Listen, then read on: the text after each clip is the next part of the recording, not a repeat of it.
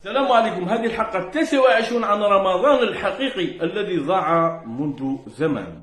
كما قلنا نحن على أبواب رمضان، بقي له يومان وهو شهر ثابت لا يدور في ليالي الطوال في فصل الشتاء من 6 ديسمبر إلى غاية 4 جانفي، تتوسطه 21 من ديسمبر، وهي أطول ليلة في السنة، وهي ليلة القدر التي بركتها شملت 30 يوما بلياليه.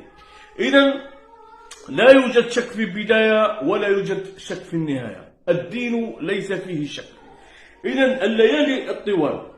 لنكمل موضوعنا في سورة المزمل ونرجع إلى ليلة القدر التي عاشها النبي الله محمد خاتم النبيين صلى الله عليه.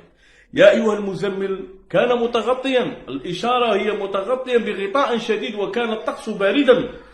إذن قم الليل إلا قليل نصفه، أعطاه اختيارات لأن ليالي الطوال في الشتاء. انتبهوا إلى هذه النقطة.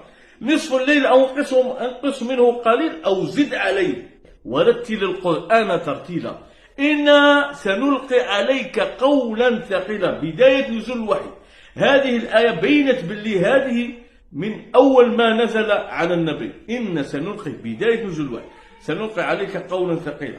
بعدها الله تعالى أعطانا علم من القرآن.